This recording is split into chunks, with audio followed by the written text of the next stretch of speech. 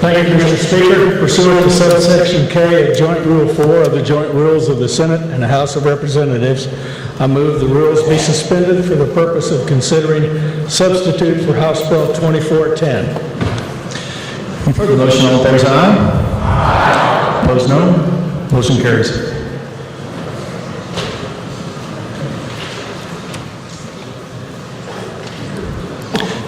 Chair recognizes Majority Leader to move to resolve the Committee of the Whole. Thank you, Mr. Speaker. I move the House resolve itself into the Committee of the Whole for the purpose of considering those items under the heading of General Orders. You've heard the motion. All in favor, say aye. Aye. Opposed, no. Motion carries. The Chair appoints Representative Kelly to chair the Committee of the Whole.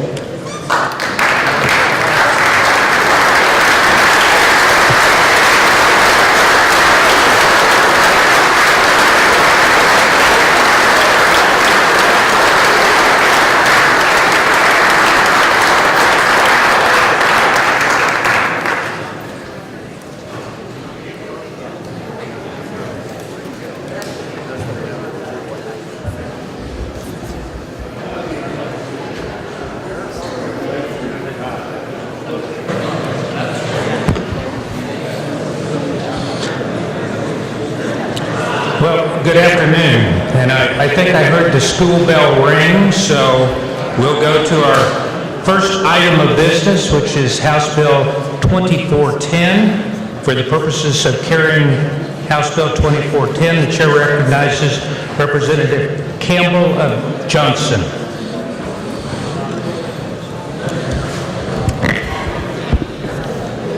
Thank you, Mr. Chairman. There were committee minutes. I move the adoption of the committee report. You've heard the motion to adopt the committee report. All those in favor, please signify by saying aye. Aye. Opposed, nay. Motion passes. You may continue.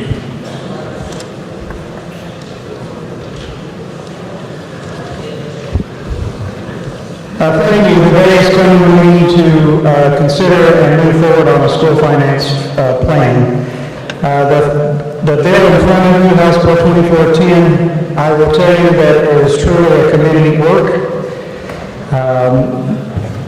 At times it was contentious. It was a good committee. We fought it out, and we have a bill in front of you that we truly believe is structurally a sound school finance bill. It also increased the accountability. It targets funds to those students at risk. It funds all-day kindergarten. And the committee worked hard all session long to hopefully get the structure right. The funding for the first year will go to a per-student base of $4,006. Representative Trimmer. I promise this is the last amendment that you'll hear from me, and I know it's been long so far and it's going to get longer, and for that I apologize, but this is the most important amendment I think we've got, and it's one that I feel like has to be run. This is also kind of a simple concept. It's not going to take a lot of explaining. We're just adding $200 to base state aid each year for the next 3 years. That would be a total of $600 million. I'm taking the advice of the council hired for the legislature who said the more money, the earlier, the better as far as what the court wants. Now, we had an amount in committee that was $750 million over 5 years, $150 million a year. That was cut. I think that created a problem, and frankly, I want to do what we were advised to do. I want to do as much as we can in the first 3 years. If we send this to the court, I want to do it right the first time. I don't want to be here in June and July. I don't think you do either. You know, we can challenge the court, and we may be back here doing the same thing again, but I feel like it is important that we do the right thing the first time. What this would do is get us to the 2009 funding level for school operations in the next 3 years. It would get us just above that. The bill as we currently have it wouldn't get us even close to that in 5 years. So that's what this amendment does. I stand for questions. Anyone wish to speak to the amendment?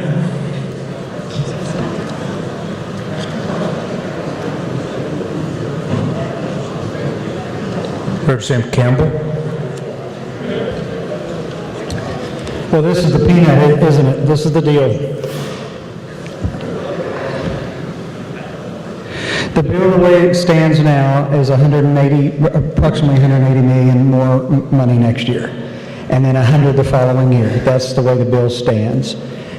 This clearly, as was stated, will make it 200 million, 400, and then 600.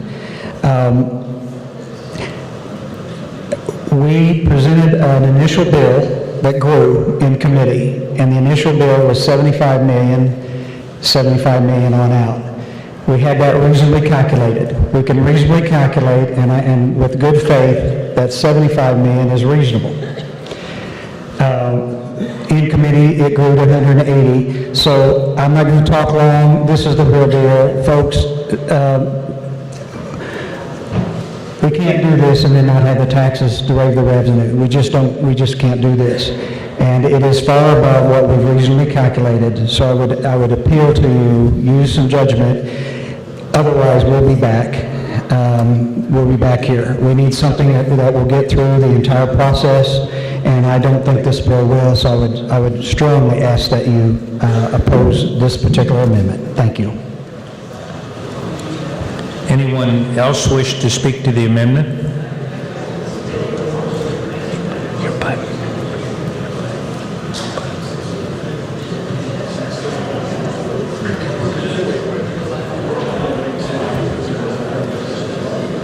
Representative Lusk of Johnson.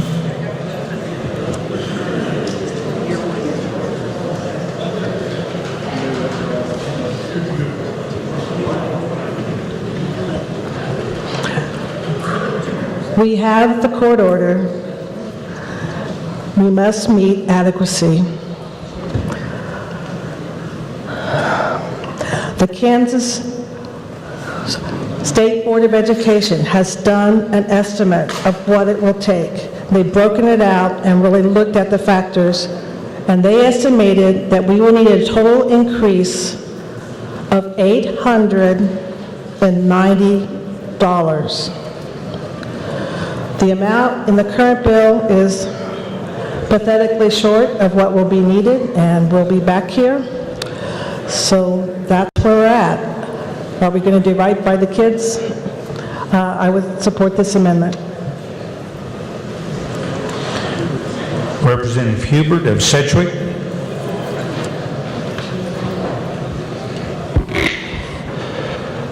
You know, the money piece, as far as when the courts, you talk about that, the courts don't call out additional money. To say that the courts are talking about increasing this kind of money, it's just not true. There's people who have wish lists, and that's what we're talking about. This is getting into an area where, you know, if you look at our budget profiles, I would love to see what this would do.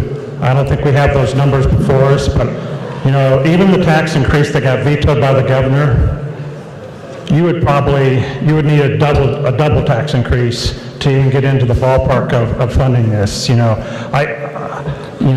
know PAYGO probably doesn't apply, but this is one of those things that gets to the heart of us being able to pass a budget that we can fund, and we can't fund this amendment at this point in time. And I would like us to, before we go forward, to know exactly how much it would cost, budget-wise and tax increase-wise, in order to fund this. I would oppose this amendment. Speaking to the amendment, Representative Johnson of Saline. Thank you, Mr. Chair, and thank you for the debate. I think most of the points have been raised. Just in short, if we look at a need for something that appears to reach $600 million ongoing, and consider the other needs that include the pension, the current budget shortfall, and any other priorities that we wish to fund, the tax plan that we debated on Monday, was it Monday? Tuesday? Okay, whatever that day was. Yeah. Anyway, that one raised about 620 million in additional revenue. You could argue that I'd like a higher tax plan than that. A full repeal would raise about 770 million ongoing. If we add virtually every other tax increase that has been recommended to that in the committee, we might approach that dollar, along with the dollars that we would like for roughly 200 million to KPERS, some dollars potentially to KDOT at some point in time, and you know the laundry list that is there. Certainly, I recognize the need to meet the court order, and I certainly recognize the information that council has said regarding more money helps to meet an order. However, I think the next key line is also critical, that you come up with a dollar number that you can support and that can continue ongoing.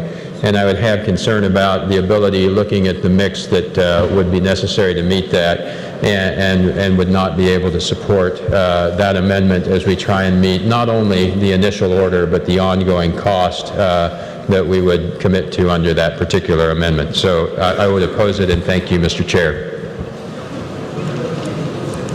Speaking to the amendment, Representative Ward of Sedgwick.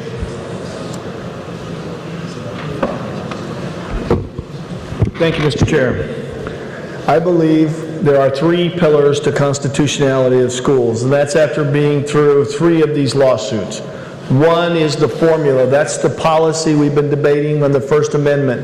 The per pupil, the weights, the all-day kindergarten, the at-risk, the cost of living. There's the formula. How do you allocate the money?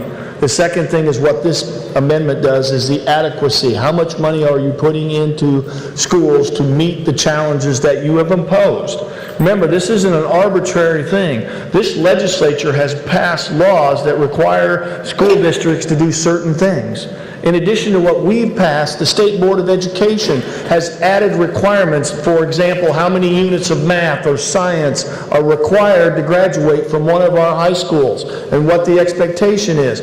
And the third layer of expectation is what it takes to get into the University of Kansas with selective admissions, and what it takes to get into higher education, what they require you to have as a background as a student in order to participate in their higher education programs. That's the standard that we have to fit adequately so the schools can meet that goal. The third thing is the structure to meet those adequacy payments that you promised. And what this amendment says is that we are going, and how we in our caucus have been calculating adequacy. The last time we were constitutional was in 2009, and we were spending $4,400 per student at that time. That's the last time we were constitutional.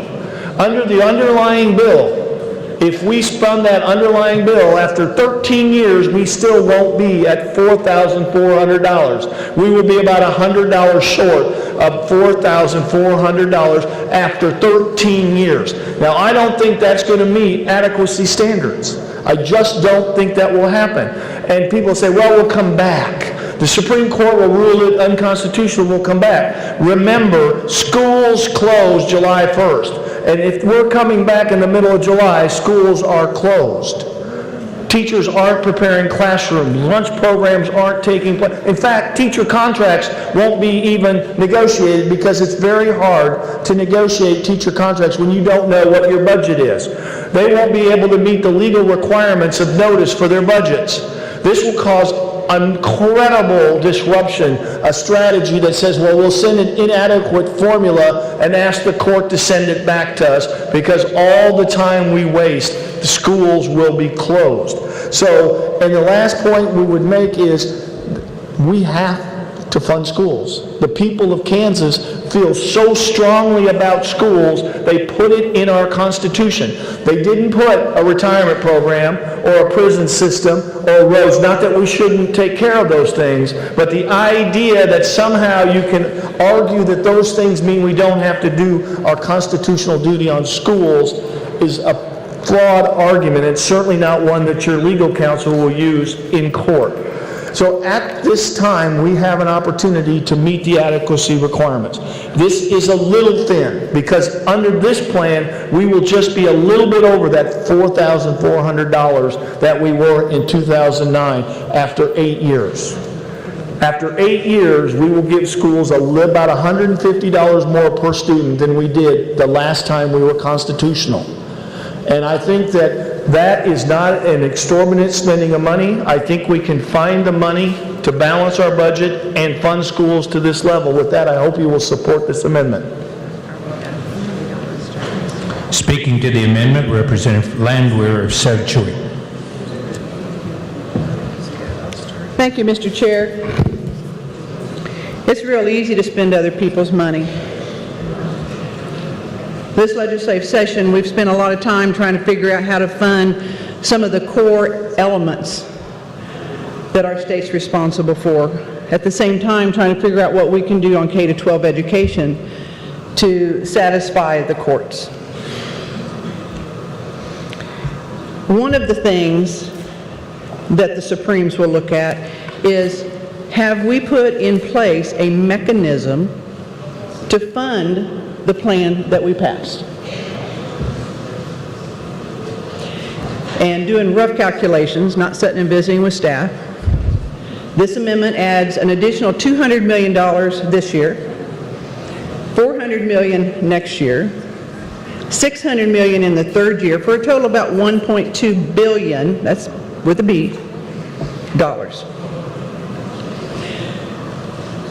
To fund everything that we've been talking about all year long, there had been talks about raising taxes $1 billion, raising taxes $1.5 billion. Now it appears that there's the will of some folks in here to look at $2 billion tax increase or more. Really, folks? Have you not talked to some of your constituents, some of them that are getting laid off, some of them that have had their hours decreased?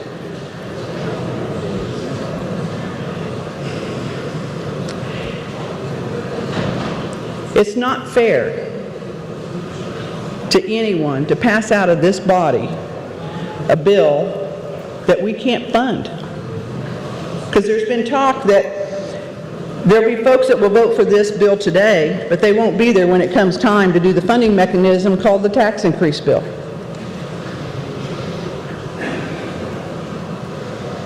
I know that a tax increase is going to happen, and I don't mind being a part of that solution. But not at $1 billion, $1.5 billion, or $2 billion or more. So to suggest to folks today that, oh gee, I'm going to look good from a political perspective because look what I added to K-12. I am all about K-12 funding. But if you're not willing to fund it with that tax increase, don't put us in the position where we go to the court and we say, yeah, we put this out here, this is our new formula, but oh yeah, no, we can't fund it. Or yes, we could fund it, because one of the questions that I did ask our counsel for the legislature was, what gets funded first out of all the things that we're responsible for? His response, K-12. So for those of you that are concerned about our prisons, the safety of our highways, our law enforcement, our Department of Correction folks in our prisons, and something very dear and close to my heart, and that's social services and our seniors. Guess who'll take the cut, folks? And I don't feel that there's a majority on this floor that is willing to take those cuts and cast that vote. So let's set the priorities. Let's get back to reasonable. And that is one thing that I have to give the chairman of the K-12 Budget Committee a lot of kudos for. And he and I have not always agreed politically, but he has tried to be more than fair and more than balanced in trying to meet this challenge and listen to everyone's concerns. Yeah, it's really funny, isn't it, that we're going to cut people off of social services because K-12 is more important than our seniors or those that are needing help, Representative? Is that correct? Just think about the challenge. When the court says you didn't fund it, or yes, you did fund it, but you cut all these other folks, and you go home and you tell your folks that. Because I think that in looking at a lot of literature from folks around the state, the promise that was made is that we will repeal the LLC and we will fund K-12 education. I didn't see folks telling us that they were going to raise taxes $1 billion or $2 billion on people. I didn't see that. The one thing that I try to do with the people that vote for me, and I used to be in a district that was actually held by my opposite party for many years. They never voted for a Republican governor. Because people knew that when I told them something, I wasn't giving them exaggerations. I wasn't giving them things that I could not commit to and I couldn't follow through with. Don't do that to the people today and mislead them. And don't hurt the other areas of the budget that I know that some of you really care a lot about. I ask that you oppose this amendment. Speaking to the amendment, Representative Heineman of Lane. Thank you, Mr. Chair. Would the carrier of the bill stand for some questions, please? The bill.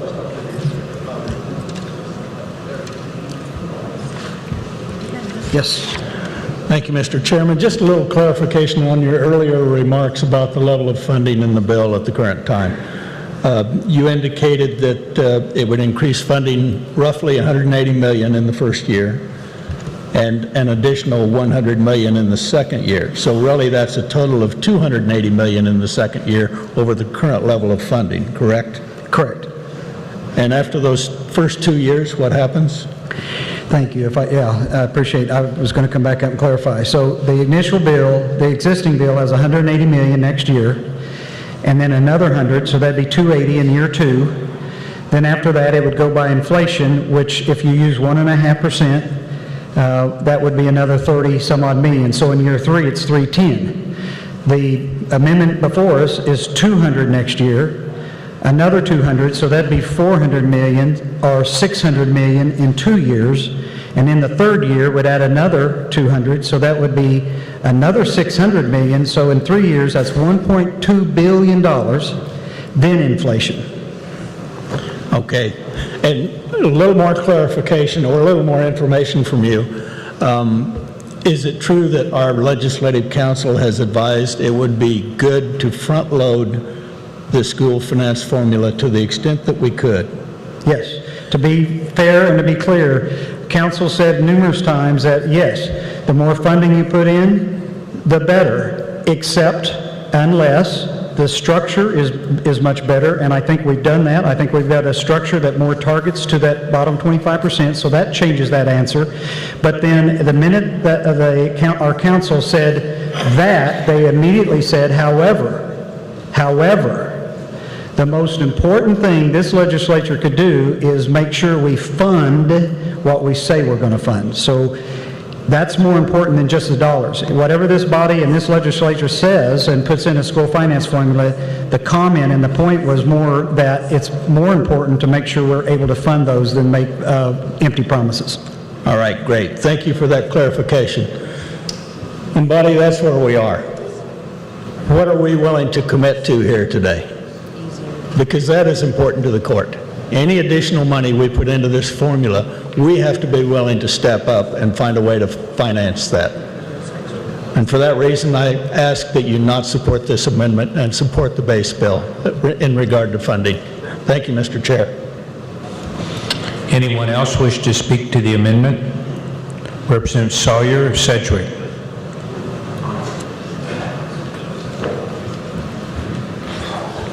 I'm going to rise in support of the amendment. You know, the State Board of Education, which is in charge of education policy in the state of Kansas, came before the committee and said what they thought we needed to bring us up to the Can-Can standards. And they said the first year would take $566 million. They said the second year would take $328 million. So they said in 2 years it would take $894 million total. The bill we have before us puts in 180 million the first year, 100 million the second year, so 280 total. So the state board says it's 894 million. The bill before us is 280 million. To me, that's woefully inadequate. It doesn't get us close to at all to what the state board thinks we need. The amendment before us doesn't get us there either, but it gets us a lot closer. It gets us 200 million that first year, not the 566, but it gets us 200 million.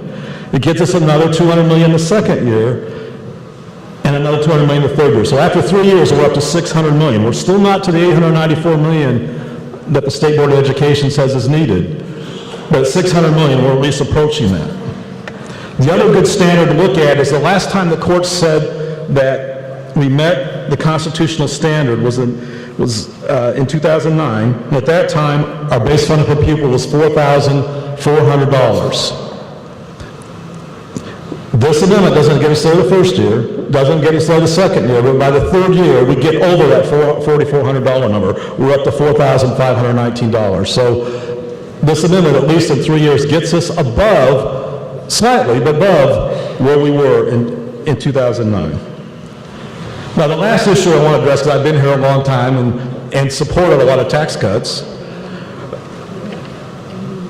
the court, I don't think, is going to take our excuse when we try to say that we just can't afford to get any more money than this. Since 1992, there have been 15 separate tax cuts. The legislature has approved 15 separate tax cuts since 1992. Some of them were pretty big. I'll just mention a few of them. We cut the mill levy from the statewide mill levy from 35 mills to 20 mills. We put in a homestead exemption of $20,000. We cut car taxes in half over 5 years. Those are all things that directly affected the money available for schools. Of course, one of the biggest was 2012, when we cut our revenues by $1 billion a year. We went from collecting income taxes of $3.2 billion to $2.2 billion after we passed the 2012 tax plan. So we've cut lots of taxes. So for us to say now, we just cannot afford that to meet the adequacy test for schools. We cannot afford to put more money in schools. That's pretty tough. And the court's going to look at all those tax cuts and say, you had the money for all those tax cuts, but now you say you can't fund schools. I don't know if this amendment meets the adequacy test, but it sure gets us a lot closer, and I'd feel a lot more comfortable that we won't be back here in June, July if we make a really strong attempt to adequately fund our schools. I'd urge you to support this amendment. Speaking to the amendment, Representative Arndt of Republic. Thank you, Mr. Chairman. I want to respond to my friend, the previous speaker, in terms of what this gets us. What this doesn't get us is 27 senators' votes for a tax increase. That's what it doesn't get us. So in terms of this bill doing something, in terms of getting us to a certain spot, in terms of what money we'll spend, until that happens, we are not going to get there. And again, as the chair of tax pointed out, one of the important things that our council has said, if you are going to fund something, you better be able to get the funding there to do it. If you're going to make a promise, be sure you can deliver it. And this, for whatever other great things it does not get us that. A couple other things in terms of are we coming back this summer. I've heard this. Originally in the tax committee back in March, there was an amendment supported by a majority of the committee, put $150 million in for 5 years. $750 million. We had an amendment before it came out a couple weeks ago that we put 180 in the first year and 100 the second year, and there was a great deal of concern that we're going to come back this summer, we can't possibly do this, you're just going to spend your summer here if you vote for this amendment. We haven't heard much about that because as people started looking through it, that amendment actually funded for the next 2 years more money into the formula than the original 150 over the 5 years. So the idea that somehow this 5-year plan was not going to cause us to come back this summer, we changed it so the next 2 years we actually have a greater amount, plus in the meantime we had focused more at risk money. That argument has went away, and the reality is we're not going to come back this summer with $180 million new dollars in this. The court is going to hang on to this. no matter whether it's a 5-year plan, a 2-year plan, the court will look at us and say, we don't know what you're going to do down the road. We made a mistake 10 years ago not hang on to this. They will hang on to this. And if the court finds something lacking, they will say, okay, we're July, we're June. First year you can go, next year you need to do something else. Or maybe in 2 years need to do something else. They can come back and do that. The other thing you might keep in mind, it could happen when you look down the road 2 years. We don't know what's going to happen in 2 years. I was here in 2002. After 9/11, we had to increase taxes and cut spending the same year. If something like that comes along, there's always things that come along that make changes. And to promise things that we can't do today just make it very, very difficult. And again, no matter how much you want to do it and make those promises that someday, somehow, if we pass enough money in a plan that'll make somebody extra vote for a tax increase is just wishful thinking and getting people's hopes up. So I think the underlying bill and the amendment in terms of funding is certainly an appropriate amount for the first year. It gives a good charge of money. It puts more into at risk. And until such time as enough people step forward and we'll vote for the extra taxes needed to fund it, I don't think we go out beyond what we can do. So I also would ask you to vote against this amendment. Thank you, Mr. Chairman. Anyone else wish to speak to the amendment? If not, Representative Trimmer, you may close.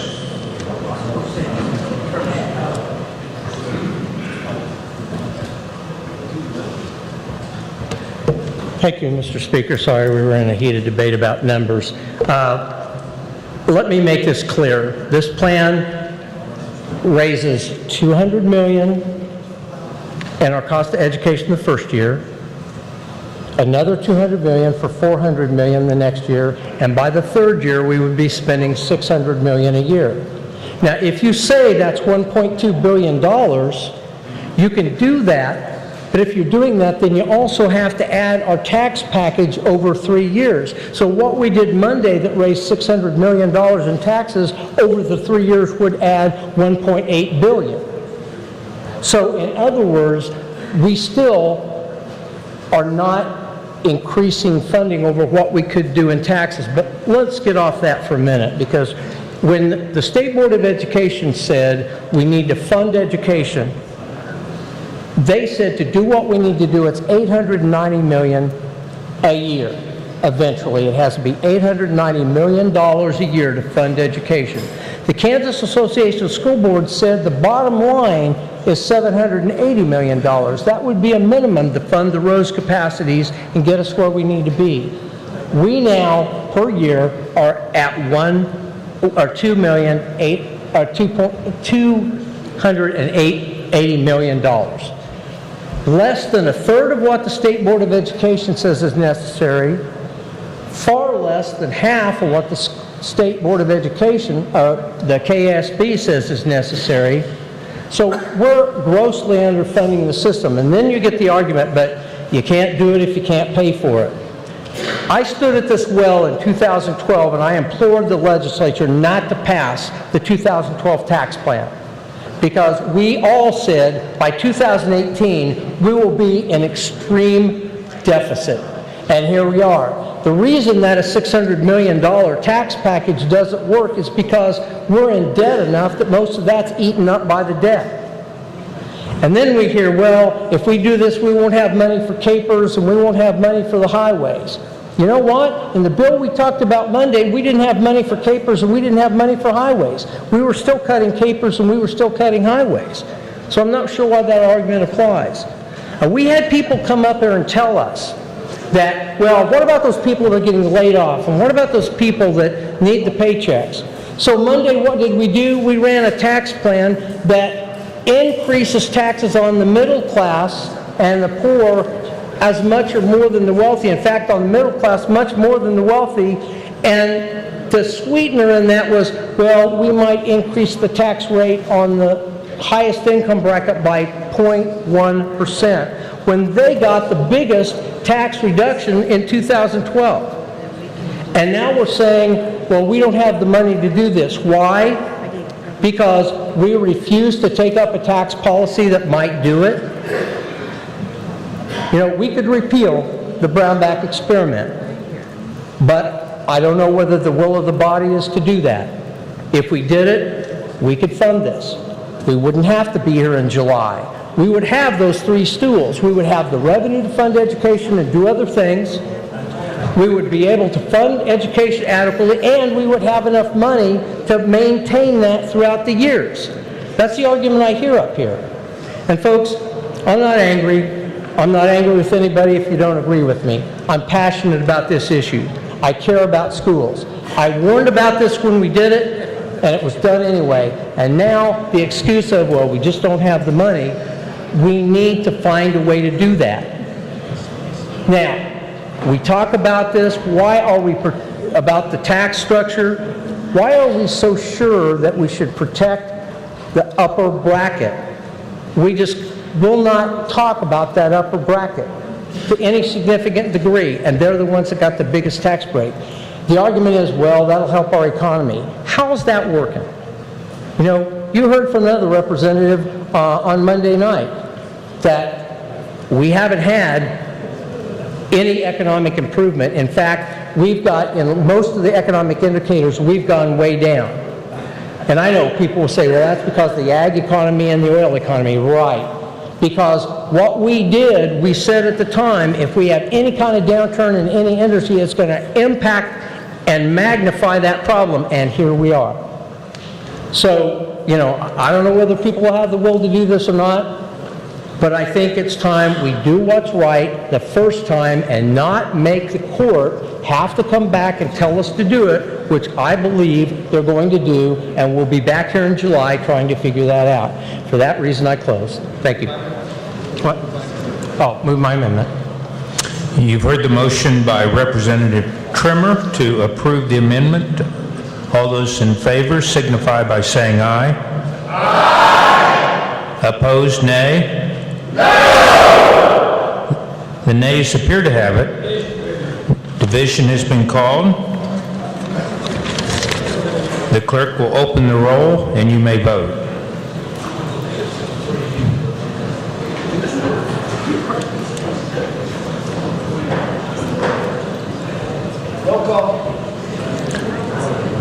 Roll call has been called. Seeing 15 hands, the roll call is in order.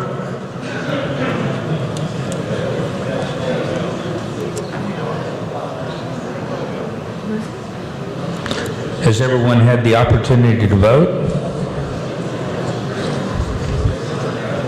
The clerk will close the roll. Does anyone desire to change their vote?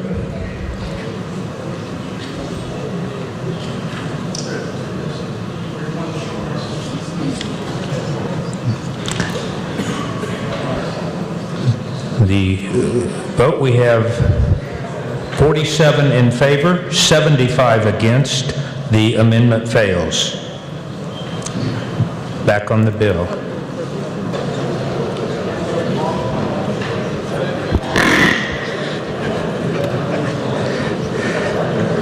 Wow.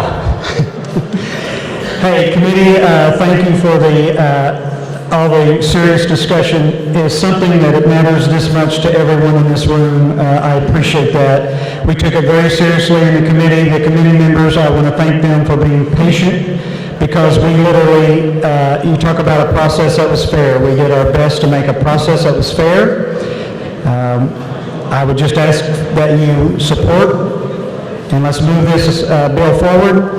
So, Mr. Chairman, I move that when the committee rises and reports, it will report House Bill 2410 favorable for passage. You've heard the motion by Representative Campbell to move House Bill 2410 favorably. All those in favor signify by saying aye. Aye. Opposed, nay. No. Chairs in doubt, please, clerk, if you'll please open the roll.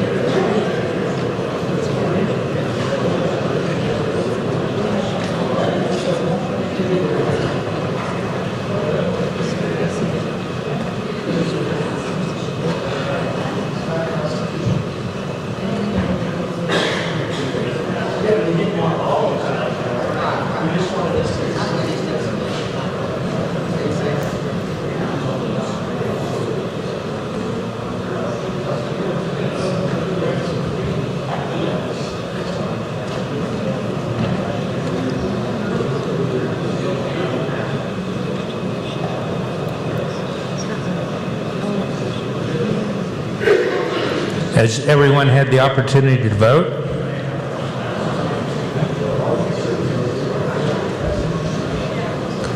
Clerk will close the roll.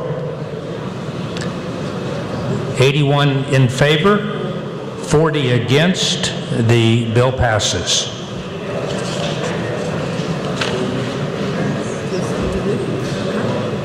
Three-legged stool for constitutionality, the formula, the method of distributing money, adequacy, the amount of money you give schools through that formula, and then the structure.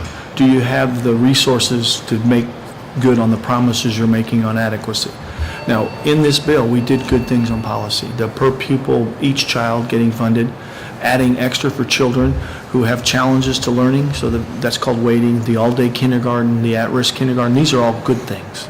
But if you don't put the money there in order to accomplish those things, that's the problem the court continues to find with the Kansas system of funding. After a tremendous amount of work that our committee did inside the last almost 4 months in committee with, and they're able to take that to the floor today and have it pass at least initial stages, was a great step forward.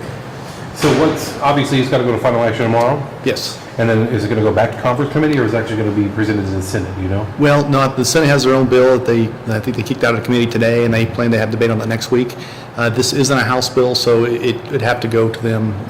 They'd have to have their own bill.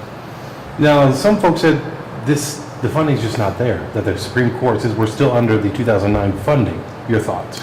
The courts were clear that this was about having a reasonably calculated formula and directing it to our most vulnerable kids and some more accountability. And this book makes major steps towards that.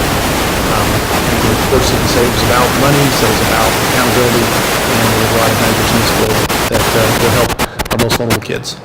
What do you do when there's a roadblock and we're not getting to a place where we can pass a tax bill big enough to support a larger revenue package? We did some quick calculations on the floor looking at some of the ideas offered for how we would do increased funding from where the bill currently is, maybe less than the amendment offered, and the full repeal wouldn't fund more money. So we are really in a bind in terms of the process and how you pass a tax plan big enough. So I'm not suggesting I'm satisfied with that solution, but I am trying to guide the formula through this process and bring more money in for our schools.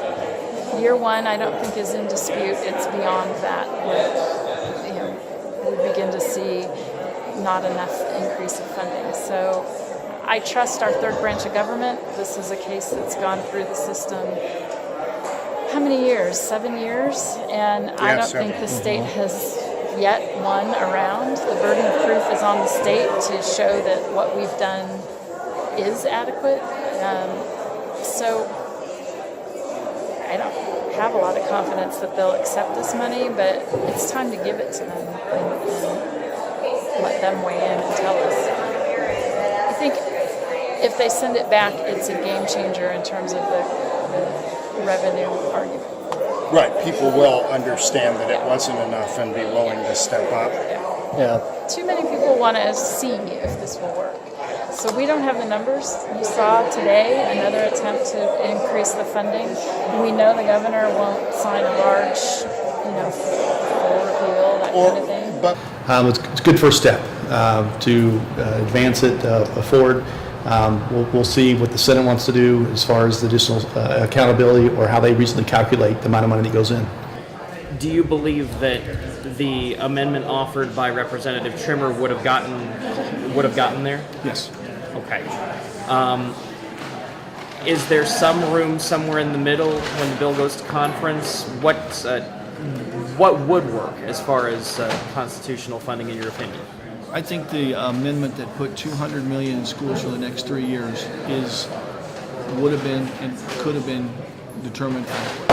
I think if the Senate accepts this position of lower funding, I think we're back here in a special session, because I do not think the court will accept that. It's woefully underfunded. Okay. I have to admit, I was surprised that there wasn't a second attempt to raise the the funding level up. Is that part of the strategy, or is that just, is there any? I would have been open to any amendments that the other side put forward to increase the funding. When I asked them if they would be willing to look at something, I think 200's pretty low. But if they said I would support 150, I mean, we would have looked at a lot of different ideas. They were closed. They said, we're going to take our chances with this. And here's what they're gambling. They're gambling with school children across the state, because if they're wrong, schools close. And that's what they're gambling with. There are a lot of things schools do after they release children in May. And once July 1st comes, the school lunch program that they provide during the summer won't be available because we provide resources. They can't even contract with teachers right now. They can't enter into contracts with teachers because they don't know what their budgets are. There's a number of things that schools have to do in order to implement a budget. Public hearings, opportunity for protest, all kinds of stuff. That's not happening now because they don't have their money. And by this bill becoming law, what we've done is close schools on July 1st and delay that even longer. Again, the courts asked us to direct money to our at-risk children, and that's what's happened. I think anything beyond that is a political question, and how much money you want to put to schools, and if we have so many other needs the state has to balance that with. We've had multiple tries at different tax packages that haven't passed, and so again, we have to balance the entire budget. This is a big piece of that, so we have one more data point to know what we need to do to balance our books.